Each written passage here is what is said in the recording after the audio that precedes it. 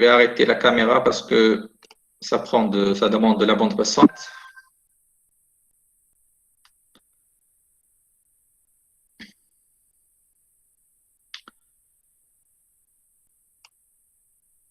Alors, je vais essayer de créer un nouveau projet. Je vais l'appeler Coupler hybride.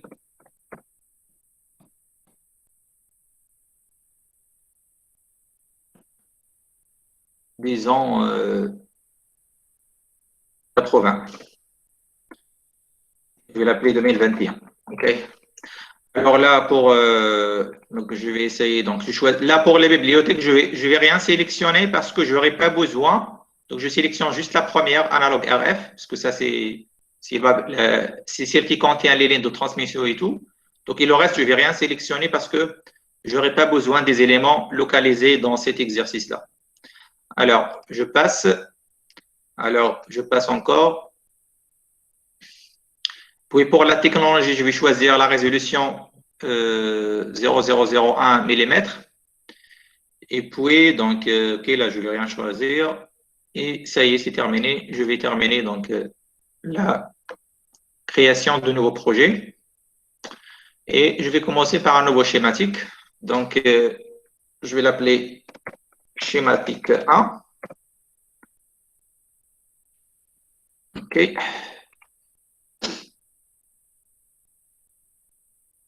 on va commencer à créer notre circuit. Alors, bien sûr, donc je vais essayer de prendre les dimensions qu'on a sur le. Alors, les dimensions là, je vais avoir besoin de quoi? Donc là, aux extrémités, je vais avoir des lignes 51. OK? Et puis, faites attention là parce que le coupleur, c'est juste ce que vous avez à l'intérieur là. Ce que vous avez à l'intérieur, ça, c'est le coupleur. Alors, les lignes qu'on ajoute là, ce sont des lignes qu'on ajoute généralement pour qu'on puisse faire la connexion physique avec les ports, pour souder les ports. Et comme vous le connaissez très bien, ça, on a déjà traité ça dans le cours, ça signifie que vous faites une translation de plan de référence. Au lieu de faire la mesure à ce point-là, ça veut dire à l'entrée de votre coupleur, vous faites la mesure à une distance L. Et on a dit que si vous avez des lignes sans perte, ça va créer un déphasage. Et on a dit qu'il y a un cas, dans lequel ces lignes de transmission ne vont rien créer. C'est lorsque vous choisissez des lignes de longueur est égale à lambda sur 2. Donc ça, je peux vous montrer ça parce que certains, l'autre fois, ils m'ont posé la question pourquoi on ne trouve pas les mêmes déphasages pour le diviseur de Wilkinson que celles qu'on trouve sur la théorie. Bien sûr, vous ne pouvez pas trouver la même chose parce que les lignes de transmission que vous ajoutez là vont créer un déphasage. Et donc, il faut toujours, pour ne pas y avoir ce déphasage, pour revenir au point de départ, il faut y avoir des lignes de transmission de longueur lambda sur 2. Mais généralement, on ne le fait pas parce que quand vous faites des lambda sur 2, ça va augmenter les pertes dans les lignes parce que vous n'avez pas vraiment des lignes qui sont idéales. Alors, mais tout ça, je vais vous montrer ça après parce que finalement, on ne s'intéresse pas à la phase, mais au déphasage. Et le déphasage, ça ne change pas. Si vous choisissez les mêmes distances-là, vous ne changez pas le déphasage, vous changez la phase, mais pas le déphasage. Vous changez la phase à cet entraînement, mais la différence, ça ne change pas. Parce que vous ajoutez toujours la même phase. Alors, donc là, je vais créer des lignes dont l'impédance est égale à Z0. Et puis, je vais créer des lignes dont l'impédance est égale à Z0 sur la racine de 2. Et tout ce que vous avez là à l'intérieur, la longueur, c'est lambda sur 4. Donc, la longueur électrique bêta L est égale à 80 degrés. Alors que les lignes là que je vais ajouter pour la connexion, ce n'est pas très important la longueur que vous choisissez, comme je viens de le dire, parce que c'est un déphasage. Mais je vais choisir au minimum, il faut prendre quelque chose de 5 cm, de 5 mm, pardon. Parce que 5 mm, c'est déjà pour faire la connexion de port SMA. OK? Alors, je vais juste vous montrer port SMA.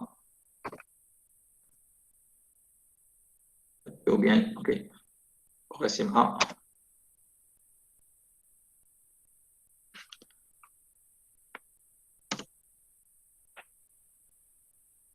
Alors voilà, là, ce sont des ports. Alors, je vais connecteur SMA en effet. Connecteur SMA.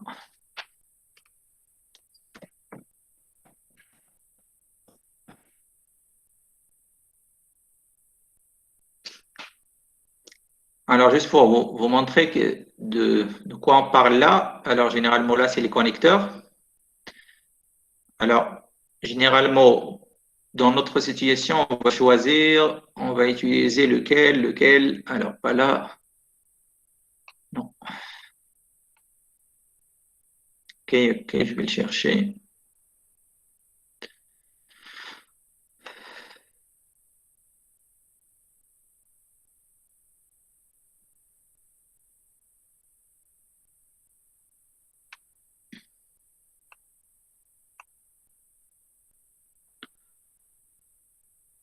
Alors, celui qu'on cherche, il n'apparaît pas là vraiment. Parce que, ah bon, voilà, parce que moi, j'ai choisi la femelle. En effet, je dois choisir mâle.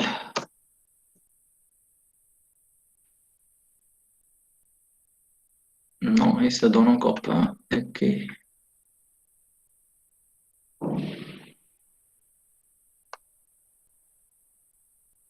Alors, voilà, par exemple, celui-là. Ok, là, ça, c'est un coaxial.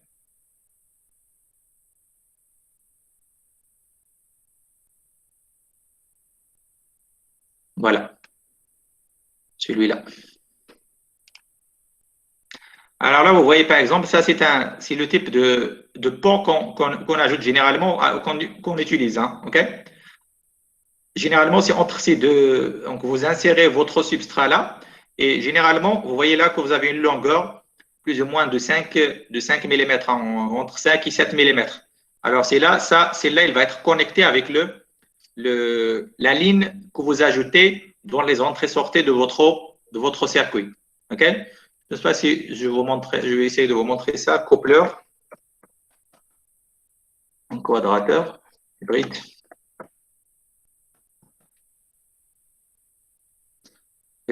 Voilà. Alors, vous voyez par exemple là, donc vous voyez les connecteurs qu'on ajoute là. Donc, la connexion déjà de connecteurs, ça va prendre une certaine distance là.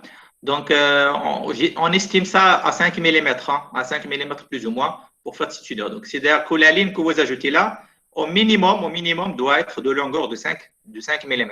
OK? Et puis, le quadrateur, il est au milieu. Alors là, parce que pour faire la connexion, vous aurez besoin. Donc, encore là, pour le quadrateur 180, encore la même chose. Alors toujours, il faut faire attention à cette distance qu'il faut.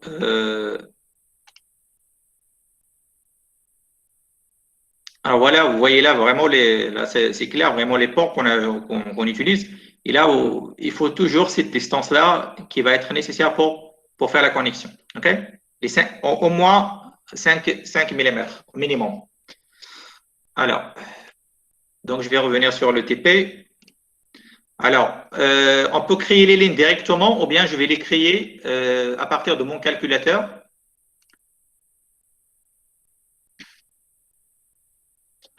Alors, moi, je vais utiliser le Roger RO 4003C, donc de 3,38, avec une épaisseur de 0,508. Et puis, pour le conducteur, 35 micros et avec une conductivité de 5,8. Et puis, tangente delta, pour celui-là, c'est 27, je pense. C'est pas très intéressant pour le moment, parce que c'est un essai. Alors, pour la fréquence, je vais travailler à 2 gigas. Je vais changer les unités là avec les millimètres. C'est mieux. Alors, je vais commencer par les impédances 50 ohms. Et là, pour les 50 ohms, pour le moment, je vais prendre à 80, OK? Parce que j'aurai besoin de 2 lignes 50 ohms à 80. Les lignes qui sont verticales. Là, pour les lignes verticales, je vais commencer pour les lignes verticales. Alors, je pense que c'est tout. Donc, je vais synthétiser la ligne.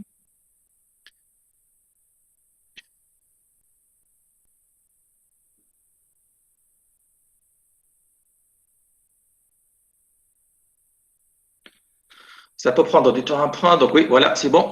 Alors, je vais maintenant y aller sur mon projet et de coller ce que je viens de fabriquer. Donc, place new component. Voilà, donc le substrat, j'utilise le CTRL-R pour faire la rotation. Et voilà, deux lignes de 50 ans. OK? Puis je vais ajouter une troisième là pour les connexions.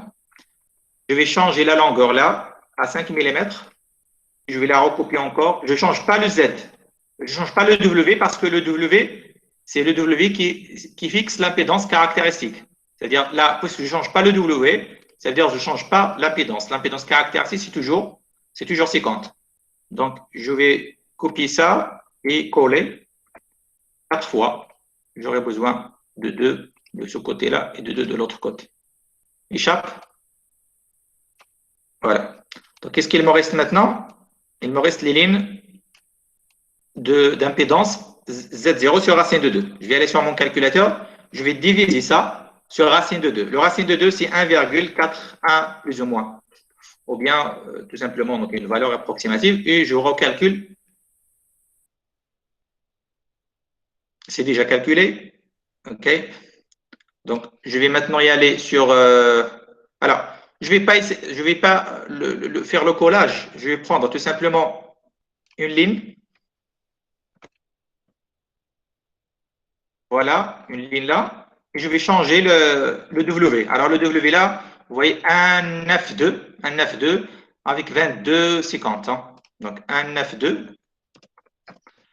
Et là, plus ou moins de 2,55. OK. Je vais prendre ça, une autre copie là, parce que je vais avoir deux lignes. Est-ce que c'est clair pour cette étape?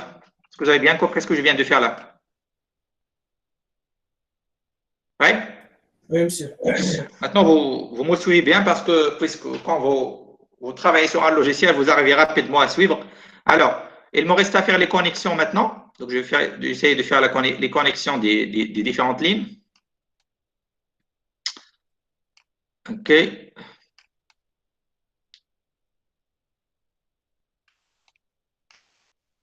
Maintenant, je travaille d'une manière idéale. Hein.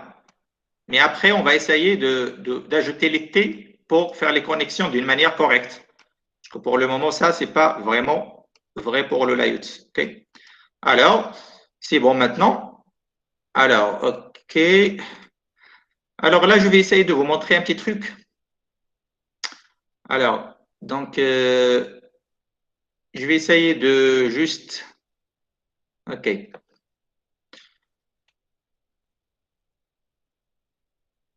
Donc, OK, pour le moment, je ne vais pas le faire, OK? Alors, ou bien on peut le faire, bon, je vais ajouter des ports de ce type-là, OK? Je ne vais pas ajouter les ports, les terminaisons, c'est content. Je vais appeler des ports comme ça, donc 1, 2, 3 et 4. Faites attention à la numérotation des ports, parce que dans le cours, on a donné 1 à celui-là, ça c'est 2, ça c'est 3 et ça c'est 4. Si vous changez ça, il faut faire attention juste à la matrice quel est le port dans lequel on va avoir la sortie directe. Parce que dans le cours, on a dit que le 2, c'est la sortie directe, le 3, c'est la sortie couplée, et 4, c'est la sortie isolée. Okay? Donc, on va faire ça pour le moment. Okay? Je vais enregistrer ça. Okay? Et je vais y aller vers mon projet et créer un nouveau schéma. Je vais l'appeler schématique 2. OK? Et puis, je vais aller sur mon projet, sur le schéma 1. Je vais sélectionner schématique, bouton droit, place component. Il va me donner un message et il va me demander est-ce que vous voulez créer un symbole? Je vais générer un symbole pour mon circuit que je viens de créer. Donc, yes. Il va me donner un autre message. OK. Là, le message, c'est tout simplement pour choisir le symbole. Alors là, je peux choisir n'importe quel symbole. Là, donc duel, OK. Duel, ça veut dire je vais avoir 2 de ce côté et 2 de l'autre côté. OK. Donc, OK, c'est ça. Donc, tout simplement, je clique OK pour ne pas compléter la vie pour vous. Et je vais le placer dans schématique 2. OK? Je vais agrandir ça, faire un petit zoom. Voilà. Alors, ce que vous avez là, en effet, je peux accéder à l'intérieur en utilisant ce symbole. Et vous voyez qu'à l'intérieur, il y a le circuit que vous avez généré. Donc, je peux sortir et voilà mon travail. Maintenant, ça, c'est mon coupleur hybride. OK? Donc, je peux le renommer coupleur hybride. OK? Alors, maintenant, je peux faire la simulation là. Au lieu de le faire à l'intérieur là, au lieu de faire la simulation là, je ne vais rien faire là. Donc, je vais faire la simulation là. Alors, là, je dois aller sur simulation S paramétrique. Donc, je vais ajouter les ports 1, 2, 3 et 4. Je vais essayer de les séparer pour les voir. OK. Les 4 ports sont là. OK. Et bien sûr, je vais choisir une simulation de type S paramétrique que je vais commencer à 1,5 jusqu'à 2,5 puisque je travaille, je cherche à la fréquence de 2 avec 0,01 de précision. OK. Alors, maintenant, je vais essayer de simuler là. Donc, je vais enregistrer d'abord et je resimule.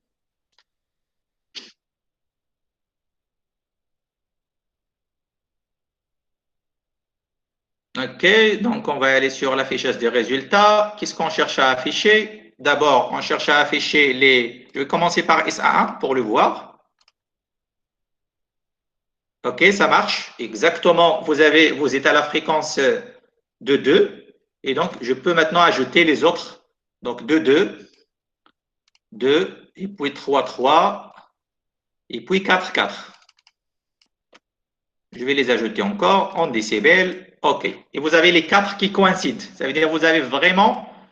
on a bien conçu le réseau d'une manière symétrique. Je parle de la symétrie géométrique. Donc, la symétrie géométrique a été bien faite parce qu'ils se coïncident. C'est de quoi la symétrie géométrique? Ça veut dire que là, dans le schéma, quand vous êtes ce que vous voyez de ce côté-là, c'est la même chose que vous voyez des autres ports. Vous voyez exactement la même chose. Il n'y a pas de changement. Parce que j'ai utilisé le copier-coller et c'est pour cela que vous avez cette symétrie.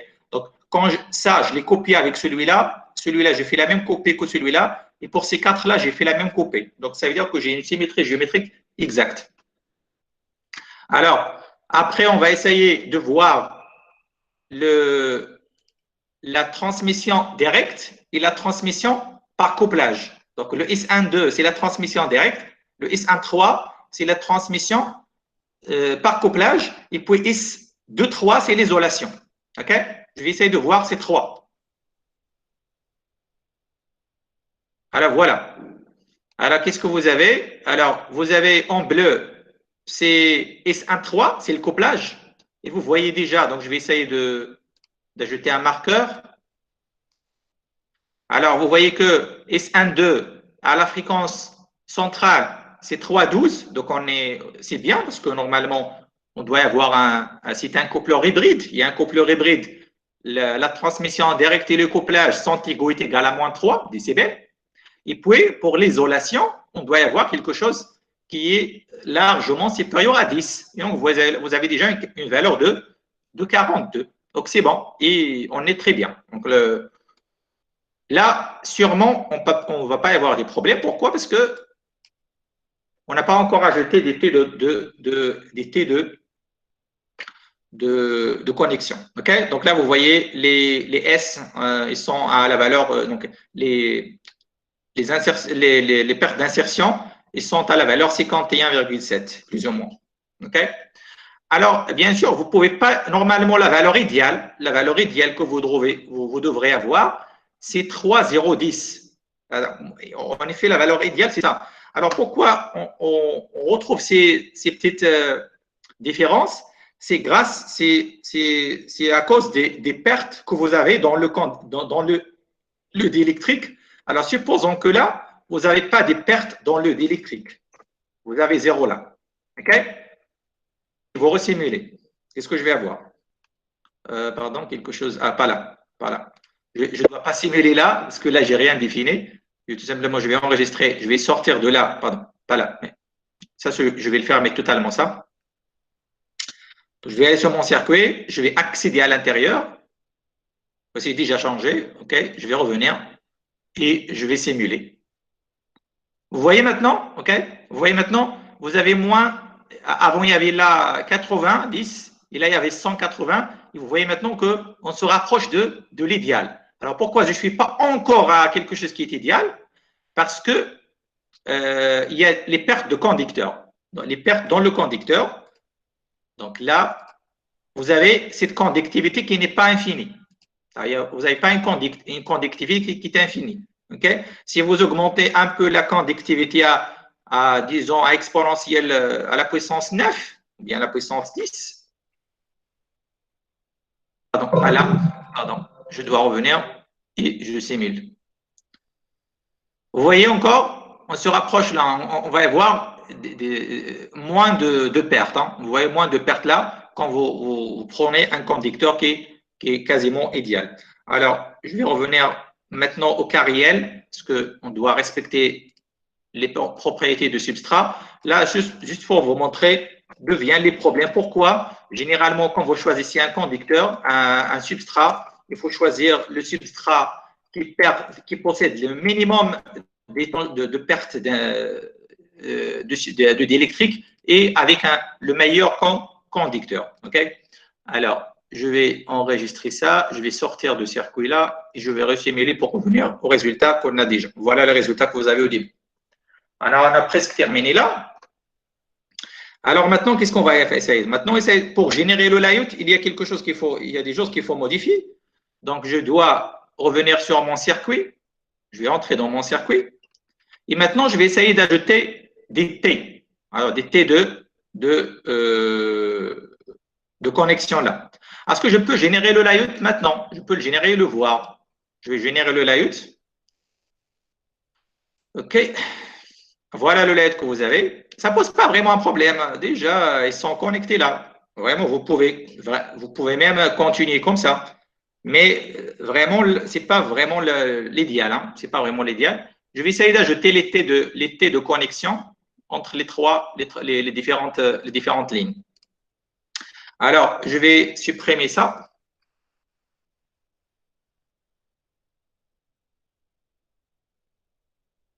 OK. Toutes ces connexions, je vais les supprimer. Et je vais aller chercher un T.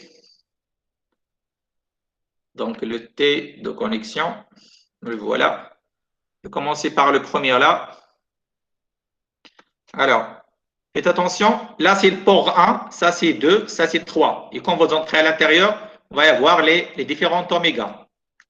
Alors, les oméga, généralement, il faut respecter ça. C'est-à-dire, il faut y avoir, là je vais connecter celui-là avec celui-là. Et donc, de ce côté-là, je dois avoir le même oméga que celui-là. Et ainsi de suite. Mais parfois, on ne le fait pas. Parfois, on va essayer. Je vais essayer de faire ça. Et après, je vais faire des modifications pour y avoir un bon layout. Alors, pour le moment, je vais choisir là, c'est un 9, 2. OK. Et puis là, ça va être 1,13. Pour celui-là, encore 1,13. OK. Et celui-là, je vais l'utiliser là. Encore le même, CTRL-C, CTRL-V. Mais faites attention, je dois faire un miroir parce que maintenant, ce côté-là doit être connoté de ce côté. Donc, je vais utiliser le miroir. Je vais utiliser le miroir Y. OK? Un miroir. Et comme ça, c'est bon. Encore, celui-là, je vais le copier de ce côté-là. Et je vais utiliser un miroir X. Je vais utiliser juste le miroir X. Voilà. Et celui-là encore, CTRL-C, CTRL-V, je vais l'utiliser là avec un miroir X. OK? Pour ne pas à chaque fois donc, faire à nouveau les réglages. OK, je vais connecter tout ça.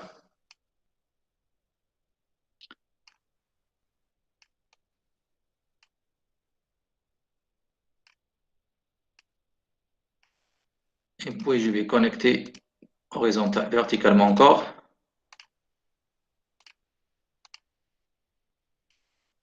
Et voilà. Alors, je vais faire un petit enregistrement là.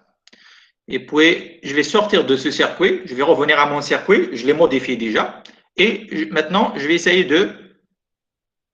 avant de ça, donc je vais essayer juste de voir le layout, hein, de voir le layout. Donc, layout, pardon. Donc, layout généré, pardon, là, c'est pas là. OK, voilà. Alors, voilà le layout et vous voyez là un petit problème. Alors, on a inversé, ça c'est inversé ou quoi? On a fait le contraire. Alors, non. On a inversé l'ordre, hein. On a inversé l'ordre. C'est totalement inversé là. Alors là, c'est bon. C'est pour ça qu'on voit déjà le layout. Je vois qu'on a inversé ça. Donc, normalement, donc je vais essayer de travailler sur un. Alors, normalement, je vais essayer de voir. Normalement, qu'est-ce que je dois avoir? De ce côté-là, je dois avoir 1,9. De ce côté-là, je dois avoir. OK, donc j'essaie de voir. Donc, je pense que j'ai inversé le 1 et le 2.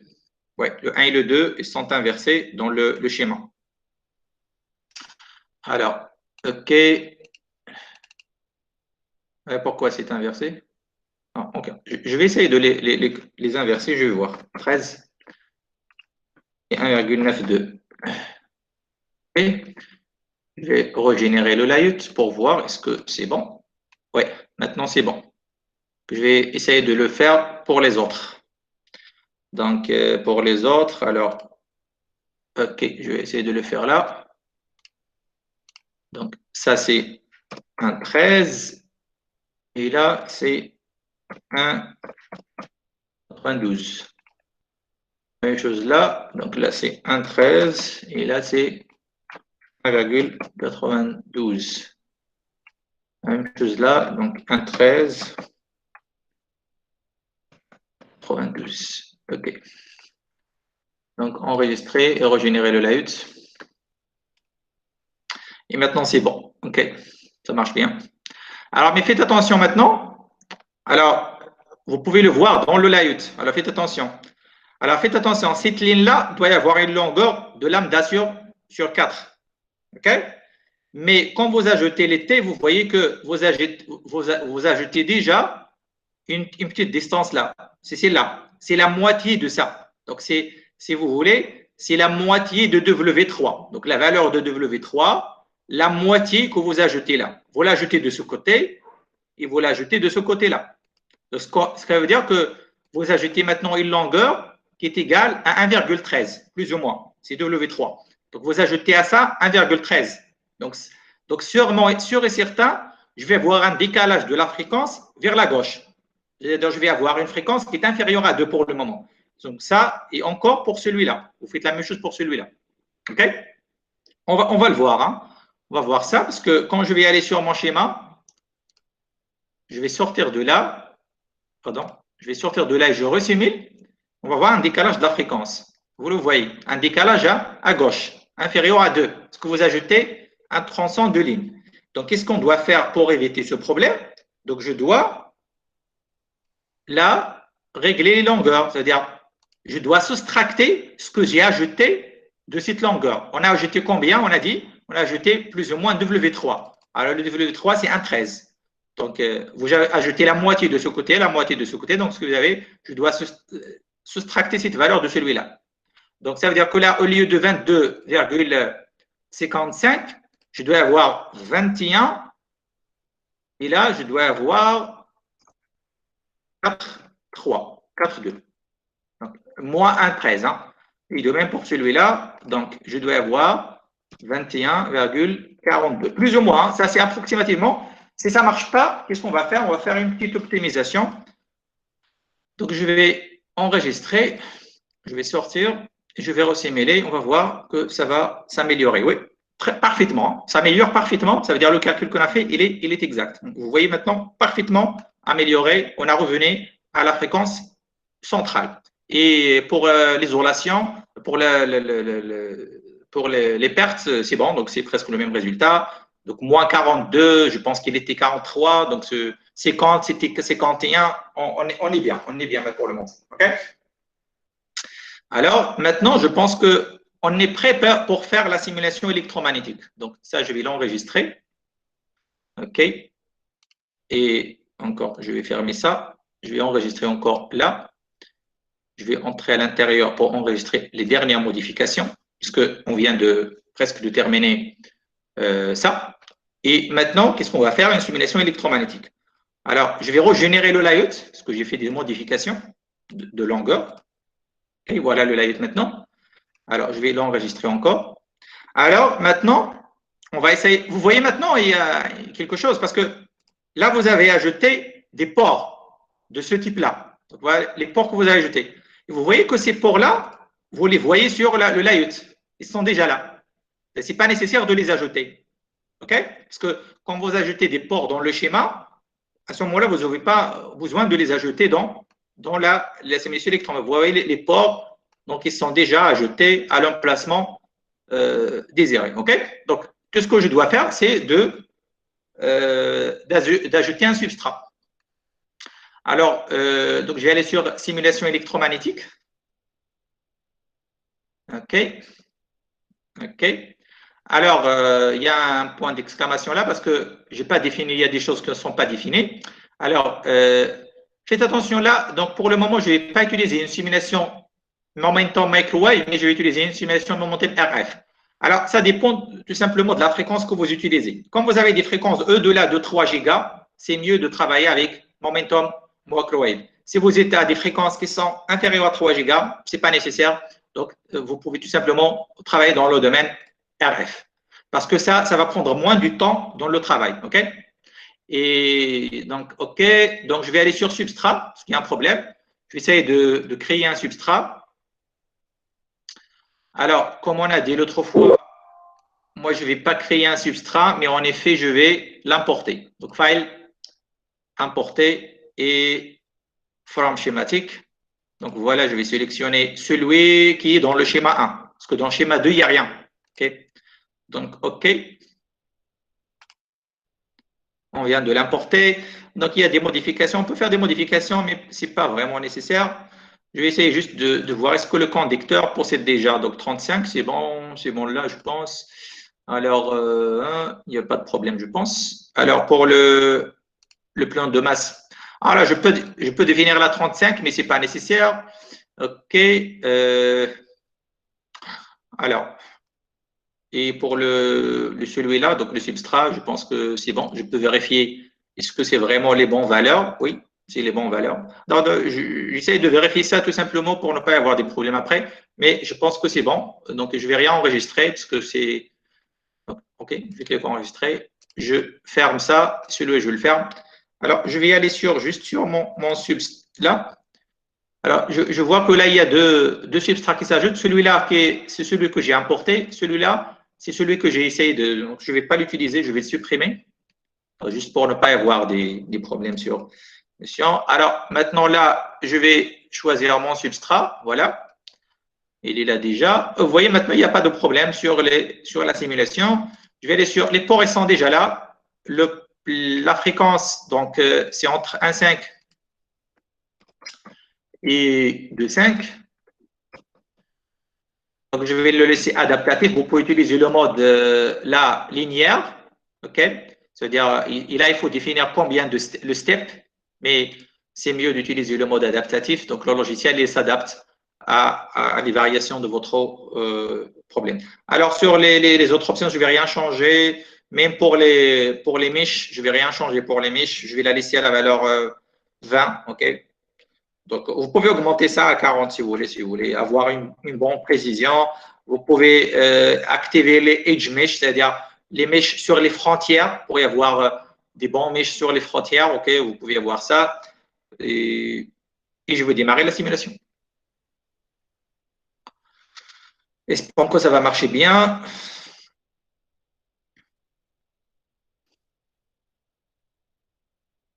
Donc, oui, donc il a bien créé, je pense, les mèches.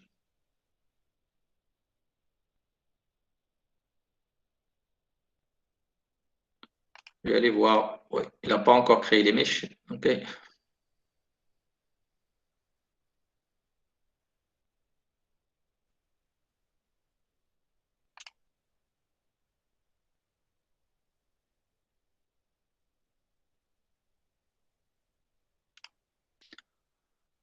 Voilà, il vient de créer les mèches maintenant. Vous voyez cette option Edge. Vous voyez qu'aux frontières, il va créer des mèches additionnelles sur les frontières pour y avoir plus de précision. Okay? Si vous n'avez pas activé cette option de Edge Mesh, il va tout simplement réaliser des carrés. Okay? Vraiment, ça augmente la précision de la méthode numérique lorsqu'il va s'exécuter. Okay? Vous voyez sur les frontières que, mais ça va prendre, ceci, ça signifie que ça va prendre plus de temps lors de la simulation.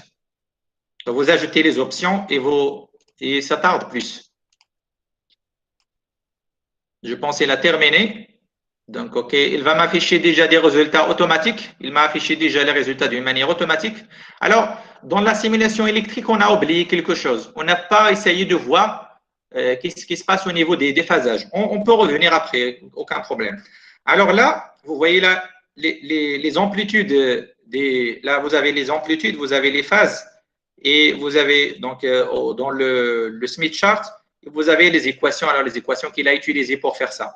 Alors, ça, c'est automatiquement, il se génère automatiquement. Alors, on peut voir ça. Ça, c'est IS11. Vous voyez, c'est très bien. Un petit décalage, un décalage infime. Là, on peut le corriger. On peut le corriger. Donc, ça veut dire que il y a ça veut dire que les largeurs des lignes sont un peu plus larges que le nécessaire. Mais je vais l'accepter pour le moment. Ça veut dire que je ne vais pas le modifier parce que déjà, à 2, on est bien. OK. Alors, encore là, pour S22, c'est la même chose. Pour S33, c'est la même chose parce que c'est un réseau symétrique. Et pour S44, c'est la même chose. OK. Alors, je peux voir encore le S12. Donc, ça, c'est le S12. Vous voyez déjà, on est à moins 3. Donc, on est à moins 3. Donc, on est bien. Donc, là, c'est moins 3,06. C'est même mieux que la simulation électrique. Alors, pour le couplage, là, c'est le couplage. Un petit dégradation. Donc, généralement, pour le couplage, c'est là où la simulation électromagnétique va vous donner moins de précision, c'est-à-dire va vous donner les problèmes, les vrais problèmes qui vont y arriver parce que le couplage dans la modélisation électrique, c'est difficile à modéliser.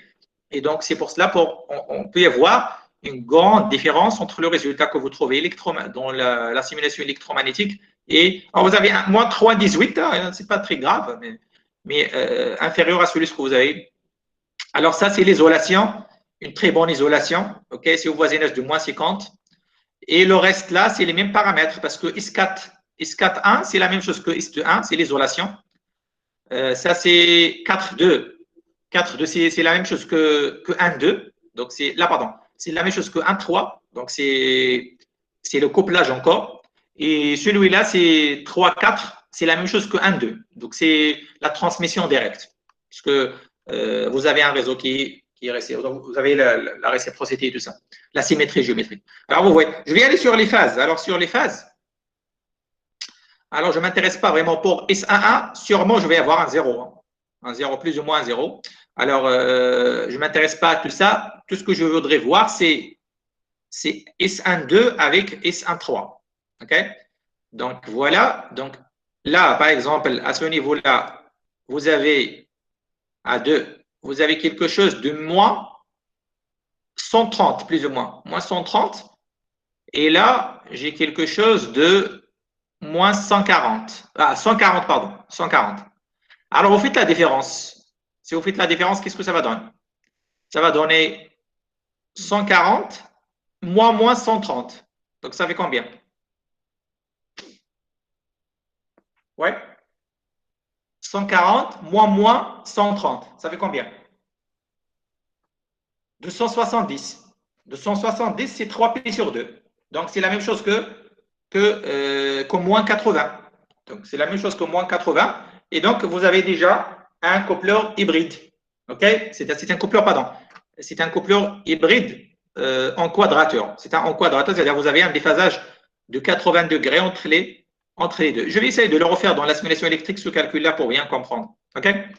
Alors, encore là, vous avez, si vous voulez voir les abacs de Smith.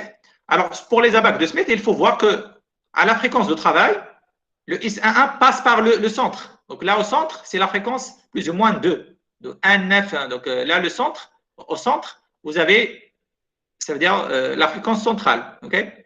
C'est-à-dire les paramètres SII doivent passer par le centre à la fréquence de travail. C'est-à-dire à la fréquence 2, vous devrez être plus ou moins au centre. Et puis la même chose pour l'isolation. Alors l'isolation encore doit passer par le centre parce que on doit avoir une isolation presque de zéro. Pour le reste, c'est pas très il n'y a aucune signification physique pour voir ça en abac de Smith. Alors l'abac de Smith là, c'est pour voir est-ce que vous êtes bien adapté et est-ce que vous avez bien une isolation. Alors pour là, le couplage 3, c'est pas très intéressant, mais vous pouvez toujours voir ZN, là c'est ZN et vous pouvez à partir de ça calculer le S12 et le S23, mais le S13, mais c'est pas très intéressant. Okay? Alors, je vais essayer d'y aller sur mon résultat électrique. Je vais enregistrer ça d'abord. Y aller sur mon résultat électrique. Là, je vais ajouter, donc, je vais essayer de faire quoi? Donc, en effet, je vais essayer de séparer les S là, donc parce que là, j'ai pris en effet tous les S dans le même graphe. Pour le moment, je vais prendre juste S11. OK? Ça, c'est la simulation électrique. Et je vais ajouter la simulation électromagnétique. Alors, l'électromagnétique, c'était schématique 1, MOM RF, slash A. Alors, le slash A là, c'est parce que faites attention, la simulation électromagnétique a été faite dans certains points. Si vous avez bien fait attention là, il est qu'un seul. Alors, la simulation électromagnétique, vous voyez les points là. Alors, les points en rouge, c'est-à-dire que là, qu'on a fait vraiment la simulation. Et en effet, ce que vous avez en bleu, c'est juste une interpolation. C'est une interpolation que le logiciel fait. Donc, il va faire cette interpolation tout simplement. OK? Alors, ça veut dire que la simulation n'était pas vraiment faite pour tous les points. Elle a été faite pour ces points-là. Vous voyez même, là où il y a un minimum, on n'a même pas fait la simulation. Hein. OK? Pourquoi? Parce que le nombre de points qui a été utilisé, il était un peu petit. Donc, je peux, si vous voulez, augmenter le nombre de points. Hein. Si vous voulez, je peux y aller sur la simulation. Je peux y aller sur fréquencer. Donc, je peux utiliser la simulation linéaire. OK? Et je peux dire à mon logiciel d'essayer de faire une simulation d'un pas de 0,1. C'est-à-dire, pour chaque 0,1 giga, il va faire une simulation. C'est-à-dire, donc ça va être combien de points comme ça? On va avoir 11 points. OK? 11 points. Mais je suis sûr et certain qu'il va faire la simulation à 2.0. Parce que, comme vous voyez là, il n'a pas fait exactement la simulation à 2.0. Donc, j'ai essayé de refaire la simulation par cette méthode. Je vais essayer de la refaire. Donc, simulate. Tout ce que je viens de faire pour le moment, c'est additionnel. Mais puisqu'on a fait déjà ça l'autre fois, je voudrais bien partager avec vous des méthodes qui permettent d'améliorer de plus les résultats. Donc, ils me demandent juste est-ce que vous voulez changer la database que vous avez déjà parce que vous avez des résultats, est-ce que vous voulez les effacer? Je dirais oui. Je vais effacer les résultats pour refaire la simulation. Ça va prendre plus de temps parce que il doit faire la simulation à 11 points. C'est-à-dire 11 fois de simulation. Okay? Là, c'est le premier point 1,5. Il va faire ça pour 1,6, 1,7, 1,8 jusqu'à 2,5. Le deuxième point, le troisième, et ainsi de suite.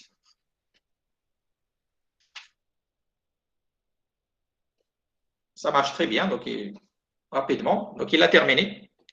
Voilà. Vous voyez maintenant les résultats. Vous voyez maintenant qu'il y a des points même à 2.0, il y a un point. Il a fait la simulation dans tous ces points-là. OK? Et vous voyez que c'est pas. Et maintenant, on a obtenu un meilleur résultat. On a obtenu vraiment ça à 2. Je peux encore. Je vois là c'est une interpolation qui n'est pas vraiment bonne parce que là, vous voyez, il n'y a pas une courbure là. Donc, je vais essayer de faire quoi? Encore d'y aller sur ma simulation et ajouter le nombre de points. C'est-à-dire, au lieu de travailler avec 0, 0, 1, je vais travailler avec un pas de 0,05. Okay? Si vous faites attention, dans la simulation électrique, je travaille avec 0,01. Mais là, je ne voudrais pas le faire parce que ça va prendre du temps. Je vais essayer de refaire la simulation pour 21 points pour le moment. Ça va prendre plus de temps encore. Mais ça va améliorer la précision de votre résultat.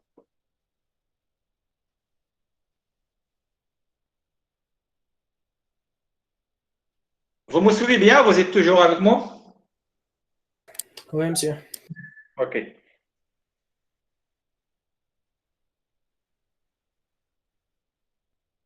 Donc, vous voyez qu'il avance avec un pas de 0,05 d'une manière uniforme, d'une manière linéaire.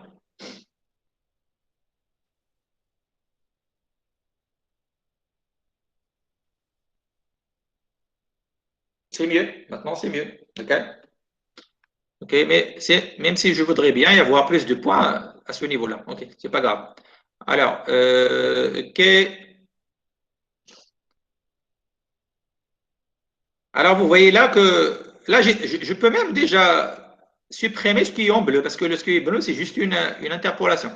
Alors, je vais revenir maintenant sur ma simulation électrique. Là, j'ai essayé de faire la comparaison. Donc, ça, c'est S11 électrique. Je vais le comparer avec la simulation momentum. Et je vais prendre les points. Je ne vais pas prendre le graphe. Hein. Je vais prendre les points, juste les points. OK? C'est les points qu'on a simulés. OK.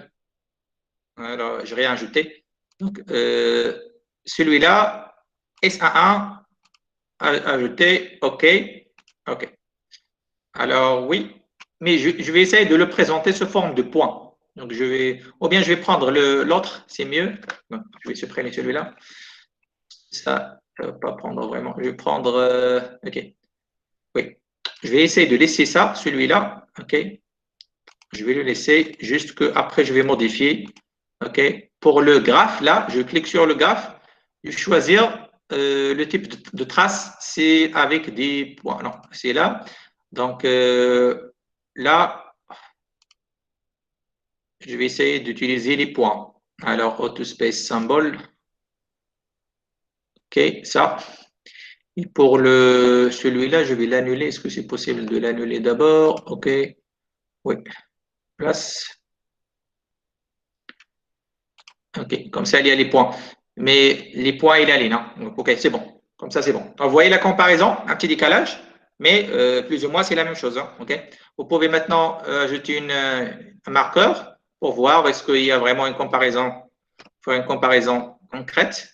Et vous voyez déjà qu'à la fréquence de 2, là, vous avez électriquement moins 50, mais réellement, vous avez moins 37, moins 36. Okay?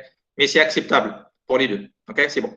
Alors, vous pouvez faire ça pour toutes les S, mais pour le moment, je vais me restreindre à celui-là et d'ajouter alors, le S12. Donc, ça, c'est OK. Et puis, schématique 1, je vais ajouter la même chose. OK, OK, OK. Et comme on a fait déjà, pour celui-là qui est en bleu, je vais ajouter des points, des cercles. OK. Et puis, je vais ajouter un marqueur. Et OK, vous voyez que vous avez même le résultat électromagnétique. Il est même mieux que celui qu'on trouve électriquement. Hein. C'est-à-dire là, parce que l'idéal, c'est moins 3,010. Parce que ça, c'est en effet, c'est quoi cette valeur? C'est 1 sur racine de 2 en décibels. C'est 20 log 1 sur la racine de 2. Vous faites ça sur la machine, sur la calculatrice, vous trouvez quelque chose de moins 3,010. Okay? Donc, ça, c'est plus ou moins l'idéal. Donc, je vais essayer d'ajouter encore, je vais copier ça, CTRL-C, CTRL-V, je vais le copier. Et qu'est-ce que je vais changer à l'intérieur? Au lieu de prendre 1, 2, je vais prendre 1, 3. La même chose que celui-là, je vais prendre un 3. C'est-à-dire, je vais prendre l'isolation. Ah, pardon, pas l'isolation, là, le couplage. OK, voilà. Alors, vous voyez là que pour le couplage, toujours, ça, vous trouvez toujours ce problème-là, c'est que pour le couplage, toujours ce que vous trouvez électriquement, c'est mieux que ce que vous trouvez par la simulation électromagnétique. Pourquoi? Parce que le couplage, c'est un phénomène vraiment qui est difficile à modéliser d'une manière électrique. Et donc, le résultat que vous trouvez électriquement là, généralement, il est faux. Il est pas vraiment le résultat qu'on voit. Parce que c'est le couplage électromagnétique, pour le voir vraiment, il faut faire vraiment une simulation électromagnétique. OK? Parce que le couplage en électrique, ça se fait généralement tout simplement par un circuit équivalent. Je vais revenir sur ce circuit équivalent après pour vous montrer ça. Alors, il reste l'isolation. Donc, je vais essayer de faire la même chose encore. Je vais copier ça, CTRL-C, CTRL-V. Et je vais aller donc, dans les propriétés. Donc, je vais prendre quoi? 2, 3. Et encore pour celui-là, 2, 3. OK. Et OK. Et voilà l'isolation. Vous voyez que pour l'isolation, vraiment, donc plus ou moins, c'est plus ou moins la même chose. Hein. OK. C'est parfait. Donc, un très bon résultat là pour l'isolation. OK. Donc, voilà, ça, c'est les résultats de la comparaison. Que normalement, c'est comme ça que vous devez travailler pour la conclusion. Encore, on va essayer de faire ça pour la phase. OK. J'essaie de faire ça pour la phase.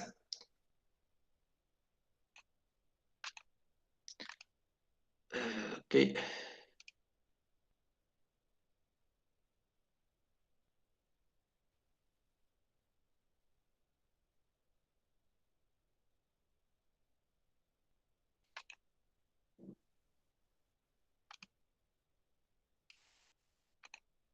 OK, donc on va essayer de faire ça pour la phase de ce côté-là. Donc, je vais essayer de prendre K, donc un graphe.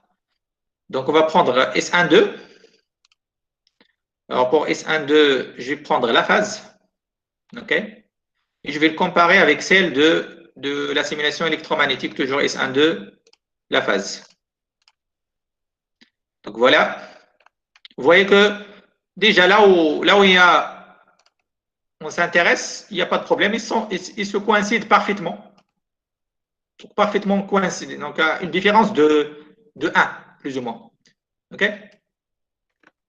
Alors, encore, je vais essayer de faire ça pour S13. Donc, je vais essayer de reprendre. Alors, celui-là, donc je vais prendre celui-là, trace option. Donc, je vais ajouter des points. OK? Et puis, CTRL-C, CTRL-V. On va refaire ça pour S13. Alors, et donc, pour S13.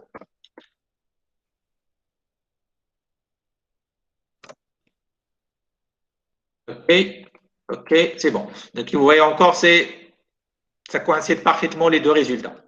Alors, on va essayer maintenant de chercher le déphasage, donc la différence entre les deux. Et pour faire ça, je vais le définir comme équation. Donc, je vais ajouter une équation. Donc, équation. Dans cette équation, qu'est-ce qu'on va écrire? Donc, le déphasage.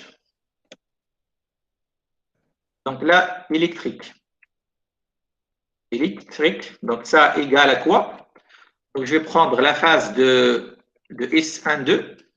Voilà, donc je vais écrire d'abord phase. Et puis, je clique sur S12 et je ferme la parenthèse, moins phase de S13. En effet, il faut prendre la valeur absolue, mais c'est pas grave, donc je vais prendre ça comme elle est. Donc, OK. OK, c'est bon. Et je vais essayer de faire ça, la même chose pour... ça, c'est électrique. Hein. Je vais essayer de faire la même chose pour la simulation électromagnétique. Donc, déphasage EM, électromagnétique, égale.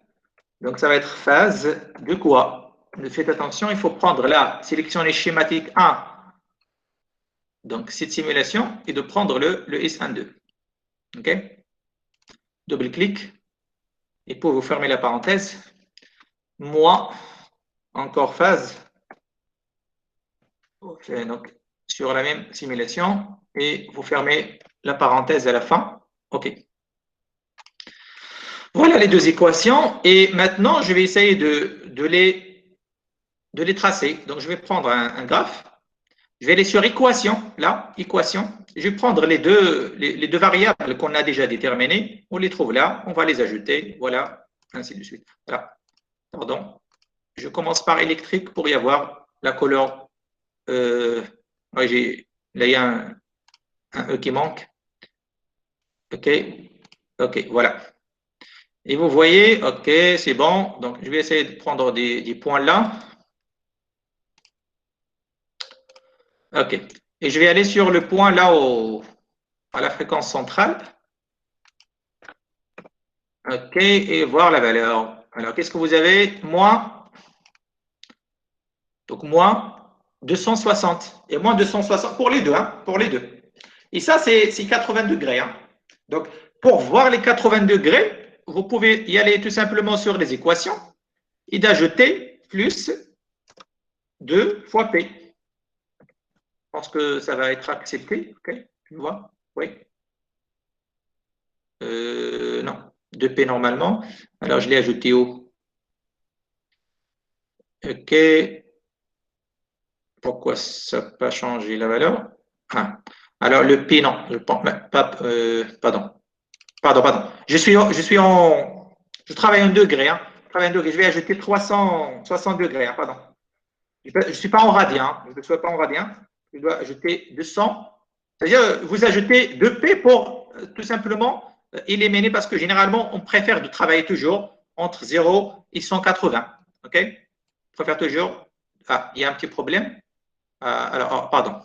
Je ne dois pas ajouter le degré là, parce que 300 degrés, tout simplement parce que je suis déjà en degré. OK, voilà. Et pour l'autre, là, je vais faire la même chose. Donc, je dois ajouter 360. Et vous voyez maintenant que vous avez quelque chose de 89,9. 89,9. Et ça, c'est exactement 80 degrés. Et donc, vraiment, votre coupleur, il est vraiment en quadrateur. Hein. Il est vraiment en quadrateur. Et vous voyez que ça, c'est vrai pour toute une bande. Hein. Pour toute une bande, pas seulement sur la fréquence centrale, mais c'est à partir de 1,7 jusqu'à 2,4. C'est-à-dire, ça veut dire que, et là on parle, ça, je ne voudrais pas parler de ça pour le moment, on parle de la bande passante de votre circuit, parce que généralement votre circuit, il travaille sur une bande, pas sur une fréquence. Vous voyez, mais même pour l'adaptation, alors pour l'adaptation, généralement, vous essayez de voir à moins 10. Donc à moins 10, si vous voulez, c'est à partir de là, plus ou moins, que vous avez moins 10. OK? Et encore un autre marqueur à partir de là. Alors, vous voyez ça, les fréquences, c'est ça, c'est la bande en effet. Hein, c'est la bande de votre coupleur. Donc, la bande de votre coupleur, c'est entre 1,6,7, plus ou moins 1,7, jusqu'à 2,3. Ça, c'est la bande passante en effet de votre coupleur. Et vous voyez que sur cette bande passante, vous devrez avoir vraiment une adaptation qui est inférieure à des retours loss qui sont supérieurs à 10, donc je suis là supérieur à 10, je dois avoir, là c'est difficile, alors là, les insertions de retour là, donc ça c'est un peu difficile, mais vous le voyez sur le couplage. Hein. Sur le couplage, vous avez vraiment une bande, et encore pour la phase, il n'y a pas de problème. Pour l'isolation, ok, pour l'isolation encore, vous voyez que moins 10, déjà de là à là, vous avez moins 10, c'est-à-dire sur toute cette bande-là, vous avez une bonne isolation déjà. Et encore pour la phase, c'est-à-dire que votre coupleur, ça marche très bien sur la bande 1,7 jusqu'à la bande 2,4 plus ou moins. Okay? Sur une bande dont la largeur, c'est combien là? 0,7 plus ou moins, 0,7 GHz. 0,7 GHz plus ou moins comme bande passante. OK? Alors, qu'est-ce qu'il reste à dire là? OK. Oui. Alors, je viens de plus ou moins de terminer, non? Alors, il me reste quelque chose là à signaler.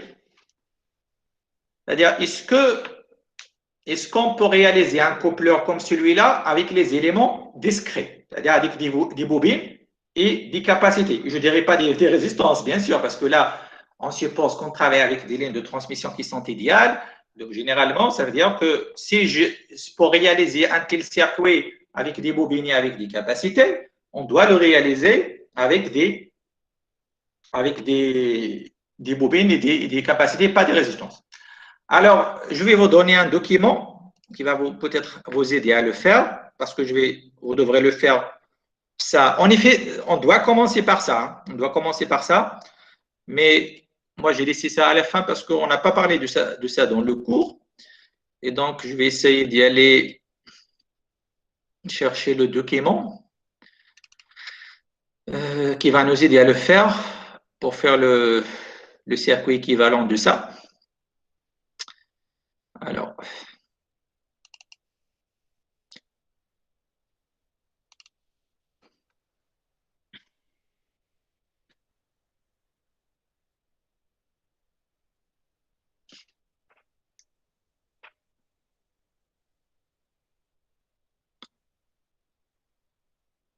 Alors, ça, c'est tout simplement un document, c'est un help d'ADS. En effet, c'est un document qui contient quelques instructions pour ADS.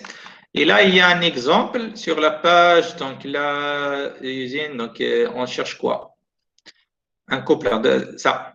OK? Le coupleur, c'est à la page 9.9. Donc, je vais taper 9.9 là. Voilà. Ça commence par. Non, pas ça. Voilà, ça va à partir de ça. Alors là, c'est l'objectif de créer un coupleur. Voilà. Et là, vous avez le circuit équivalent. C'est-à-dire le circuit équivalent de votre coupleur. Vous voyez qu'en effet, ce que vous avez là, juste pour vous montrer ce que vous avez en effet. Alors, ce que vous avez en effet là, c'est le modèle d'une ligne sans perte. Parce que si vous avez fait attention, pour une ligne de transmission, pour la modéliser par une structure dans la forme de P ou bien par une structure de la forme de T. Okay? Donc là, c'est la forme de P. Et encore ça, c'est une ligne de transmission. Alors en effet, ça, ce que vous avez là, c'est une ligne de transmission Z0 sur racine de 2. Okay? Et puis là, en effet, ça c'est le couplage. Hein. Ça c'est le couplage. C'est le couplage entre les deux. Et le couplage, généralement, on le fait par des capacités. C'est le couplage. Alors en effet, ça, ce n'est pas vraiment l'équivalent de quadrateur, de celui-là. Mais en effet, c'est l'équivalent de deux lignes qui sont l'un distant de l'autre. C'est-à-dire le coupleur qui est en ligne couplée. Ligne couplée avec une autre. Voilà la première ligne. Voilà la deuxième ligne. Et le couplage entre les deux, la transmission d'énergie entre les deux, on le modélise par des capacités. Okay? En effet, ça, c'est l'équivalent des lignes de transmission couplées. Hein, des lignes couplées et non plus d'un coupleur en quadrature. Mais ça donne plus ou moins le même résultat. Alors, la question, c'est que une fois que vous avez ça, pour que je puisse réaliser ça, vraiment, j'aurai besoin des valeurs. J'aurai besoin de ces valeurs C0, C1 et puis L. Alors, je ne vais pas entrer dans les détails comment on a établi ça. Vous pouvez le trouver sur POSA.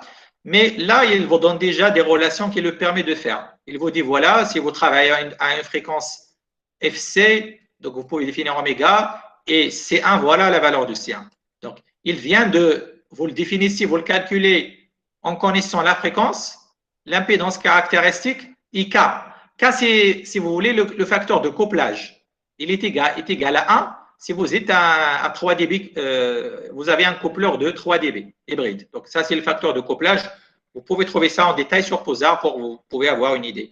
Et la même chose pour C0. Voilà, comme on calculait, c'est à partir de ça, et puis la valeur de C1, et puis encore la valeur de L, vous pouvez le calculer à partir de C1. Okay? Donc, vous commencez par C1, puis L, puis C0, parce que C0, il contient déjà la valeur de L et de C1. Donc, déjà, dans cet exemple, je vais le partager avec vous si vous voulez. Alors, déjà, ils ont fait le travail à 2 gigas. Et donc, ils ont déjà fait le calcul. Ils travaillent avec 50 ohms. Donc, les valeurs qu'ils trouvent là, c'est les mêmes valeurs que j'aurais besoin moi-même. OK? Voilà. Donc, c'est les mêmes valeurs. Donc, je vais prendre ces valeurs. Je vais essayer de construire sur circuit et de voir est-ce que ça va se comporter de la même manière. Et croyez-moi, là, vraiment, on va y avoir quelque chose qui est parfaitement idéal. Hein, parce que vous prenez des bobines et des capacités qui sont idéales. Je peux prendre des bobines réelles. Je peux les prendre. Hein.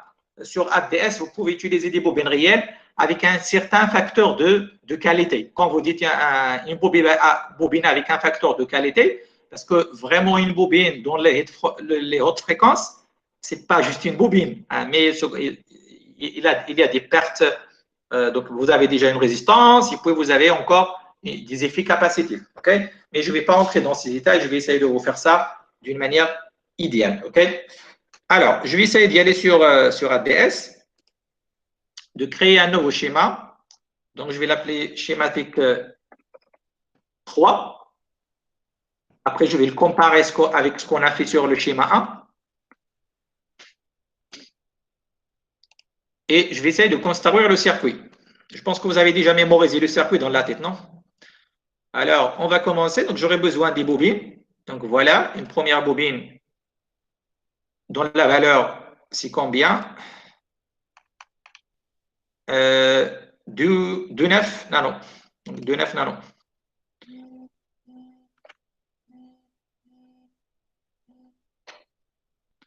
Alors, je suis là. Donc, 2,9 nano. 2,8. Ouais, 2,8.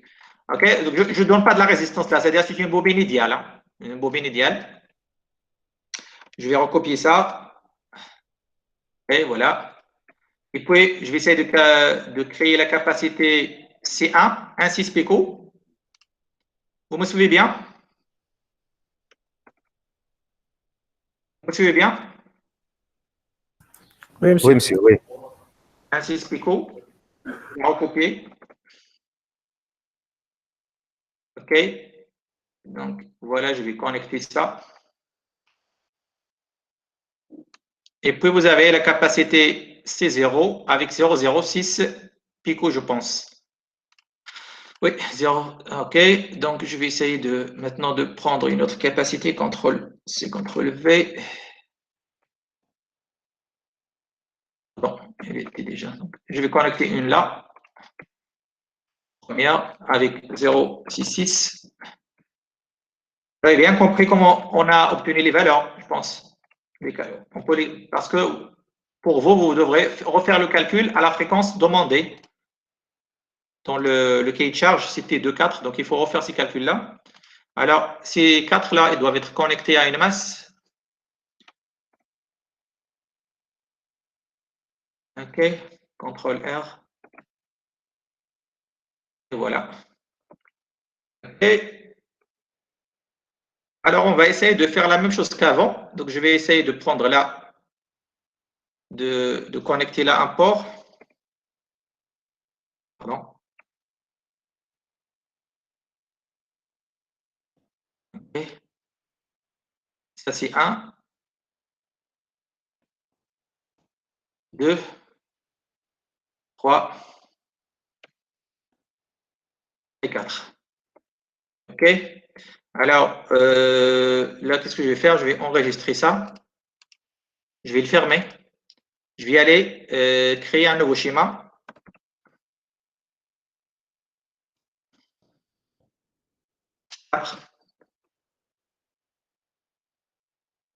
Dans lequel je vais glisser le 4. Il est où le 4? Le 5, 3. Alors, 3, voilà, celui-là, je vais le placer. Il va me dire, est-ce que vous voulez créer un symbole? Oui. Donc, OK, tout simplement. Et je vais le copier là. OK? Et là, si vous pouvez vérifier qu'à l'intérieur, vous avez le circuit que vous avez bien conçu.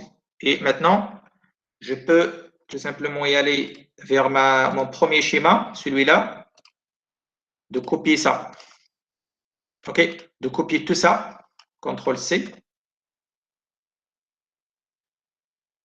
Pardon, comme ça. CTRL-V. Voilà. Et je vais faire quoi? Je vais remplacer celui-là par celui-là. C'était même pas nécessaire, hein, parce que là, vous pouvez même, en effet, si vous voulez, je vais essayer de laisser ça. Je peux même y aller, rester toujours sur mon circuit.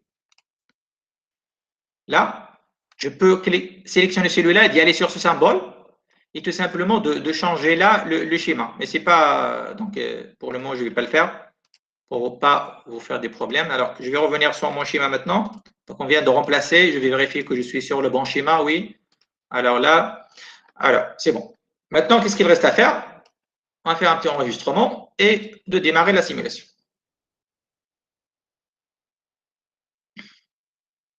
OK, très bien. Alors, pour ne pas refaire le travail, je vais aller sur là. Je vais copier ça. CTRL-C. Je vais le copier là. Voilà. Voilà, il va adapter les valeurs à… Voilà ce que vous trouvez d'une manière maintenant pour ce circuit idéal. OK? Et pour voir que vraiment il s'agit de quelque chose qui est idéal, essayez de voir tout simplement le S12, S13. Vous voyez que vraiment vous avez des valeurs très très proches de 3,10. Alors la différence, c'est 0,05. OK? Vous avez quelque chose qui est vraiment proche de 3,010. Bien sûr, ce que vous avez en ajout là, il va être, vous ne le trouvez pas là, parce que la somme là doit toujours être égale à 1. OK?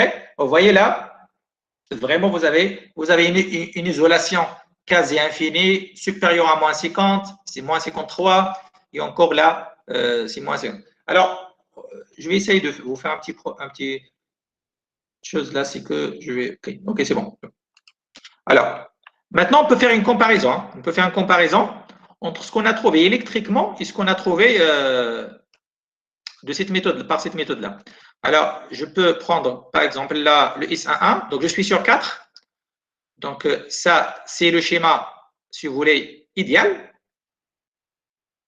Et puis, je vais prendre schématique 2. C'était avec les lignes de transmission, mais celle qu'on a fait électriquement. Donc, le même paramètre. OK? Et vous voyez la comparaison. Donc, il n'y a pas de grande différence. Ça veut dire que le modèle, la modélisation électrique qu'on a utilisée, il était vraiment satisfaisant. Ça veut dire qu'elle a donné des bons résultats. OK? OK, on va faire encore la même chose pour S12, si vous voulez. Ça, c'est pour 4. Et je vais le comparer avec schématique 2, de la même manière. Alors, c'est bon. Vous voyez, cette comparaison-là, il faut faire un marqueur pour… Donc, je vais ajouter là, à la fois… OK. Je vais tout simplement ajouter un marqueur pour voir qu'est-ce qui se passe là. Est-ce que c'est bon ou non?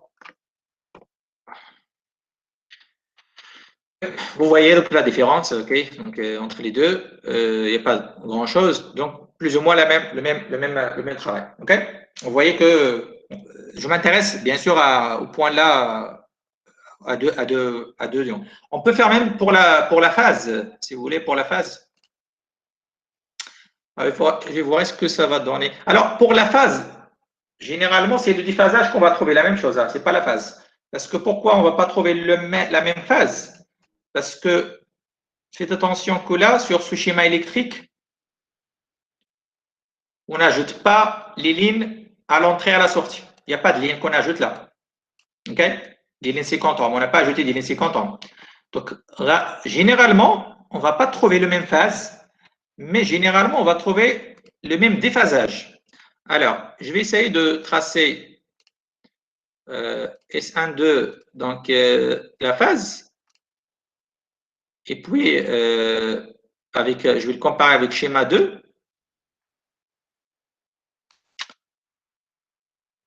Vous voyez qu'il y a un décalage, hein, il y a un décalage entre les deux. Ce n'est pas la même chose. Mais ce n'est pas un problème parce que le décalage, il est là parce que dans les entrées-sorties, il n'y a pas le même plan de référence. Essayez toujours, on a parlé de ça, de plan de référence dans le cours. Ce n'est pas le même plan de référence. Donc là, faites attention, dans le schéma électrique, vous faites la mesure à ce point.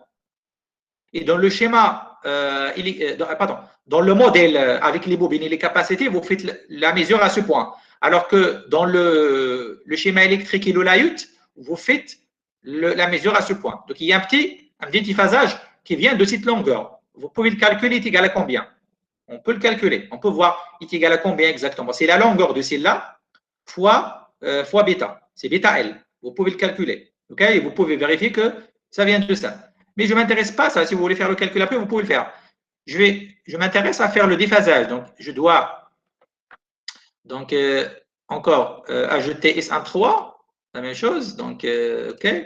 Et puis, sur le schéma 2, voilà. OK. Mais après, qu'est-ce que je vais essayer d'ajouter? Donc, je vais aller chercher les équations que j'ai ajoutées avant. Là, il y avait des équations. OK. Je vais prendre d'abord celle-là, CTRL-C. Donc, voilà la première équation. Ça va donner le déphasage pour le déphasage pour… pardon. Ouais. Ça, c'est le déphasage pour le schéma 4. OK? Donc, je peux le tracer. Hein. Je peux tracer ce déphasage, de voir est-ce que là, j'ai la bonne valeur. C'est là où je m'intéresse exactement à ça. Donc, équation, déphasage, add. OK. Et vous voyez, oui. Vous voyez que là, à la fréquence 2, vous avez exactement 260 degrés. Alors, vous voyez que là, ce n'est pas nécessaire d'ajouter ce 2P. OK? Donc, comme ça, vous avez 80 degrés. Vous avez déjà 80 degrés là, à point de, là où vous faites le travail. Il n'y a aucun problème. Ça veut dire que c'est encore un coupleur qui est hybride parce que vous avez moins 3 là, et puis il est en quadrateur de phase. Donc, vous avez moins 80 ou 80, il n'y a aucun problème à ce niveau-là. OK? Donc, je peux faire encore quoi? Donc, je vais essayer de recopier ça, CTRL V, pour ajouter celle de l'équation 2. Alors, qu'est-ce que je dois? Donc, je dois tout simplement changer ça avec schéma 2, S12. Et de même pour S13. Je vais éliminer le S13 de schéma 4. OK, voilà. Et je peux le retracer là, dans l'équation, celui-là. Add. OK, voilà. Quelqu'un va vous dire, c'est pas le même résultat. Faites attention.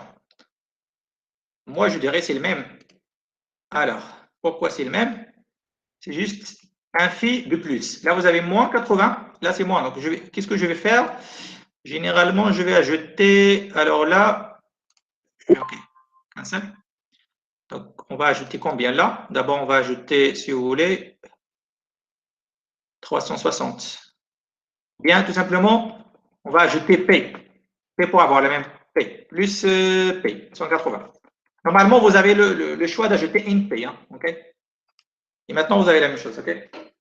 Un déphasage de P entre les deux. Il n'y a aucun problème à ce niveau-là. OK? Parce que déjà, dans toutes les…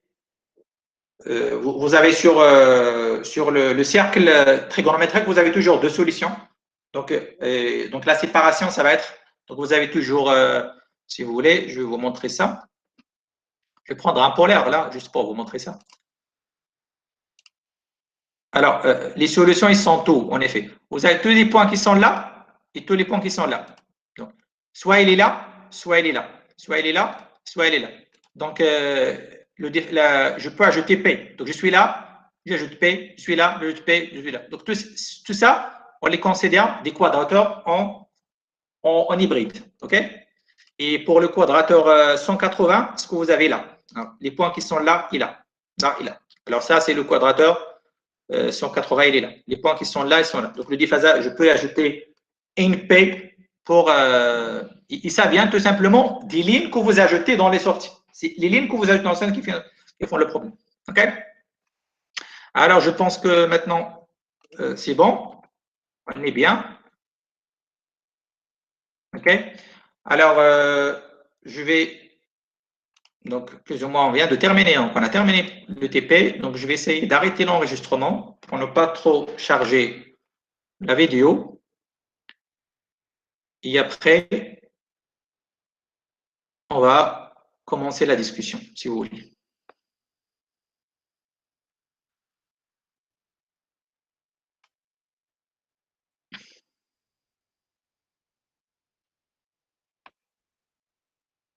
Alors, avant d'arrêter l'enregistrement, je vais vous montrer le layout en 3D.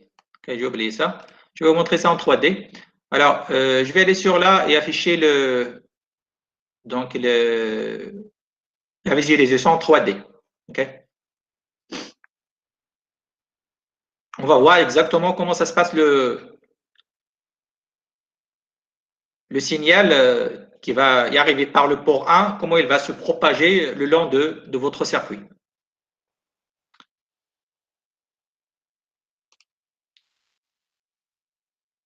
Alors voilà donc votre circuit. Alors on va essayer d'animer un peu ça. Alors je dois animer, je vais animer le circuit. Et puis je vais aller sur solution setup et d'y aller la fréquence de 2. OK.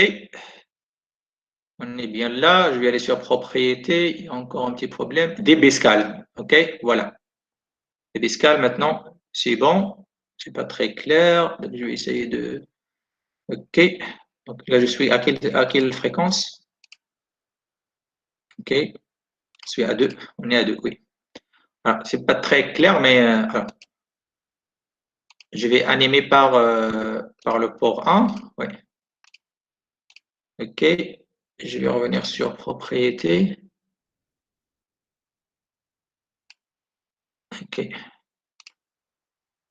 Je vais juste essayer de. Voilà.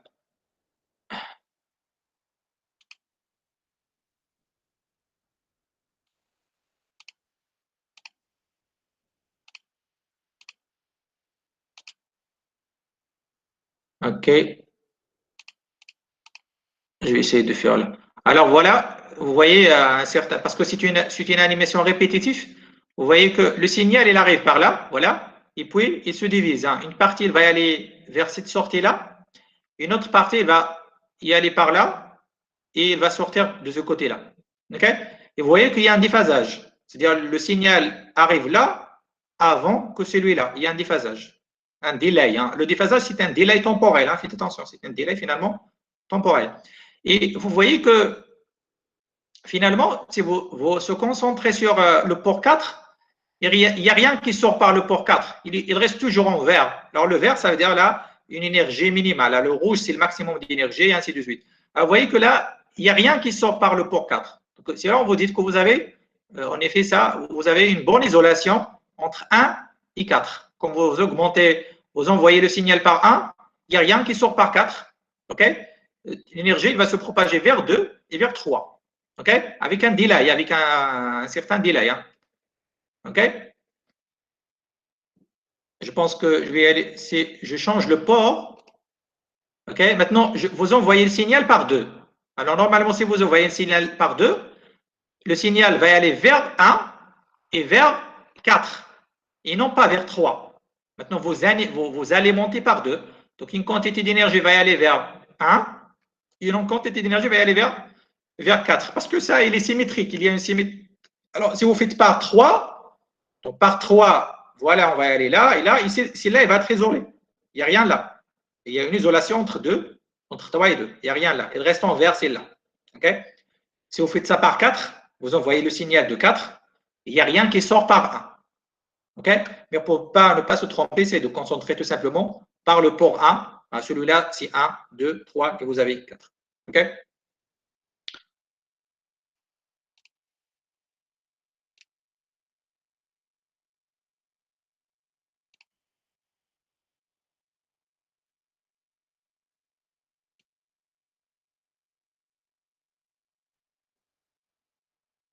Vous pouvez les voir encore comme ça se sent. Donc, vous voyez la transmission d'énergie, comment ça se fait. Donc, vous allez monter par là, il y a transmission vers 2, vers 3, et ainsi de suite.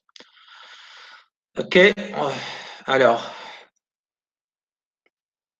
donc, je vais terminer ça. Je vais fermer cette animation 3D et je vais arrêter là l'enregistrement.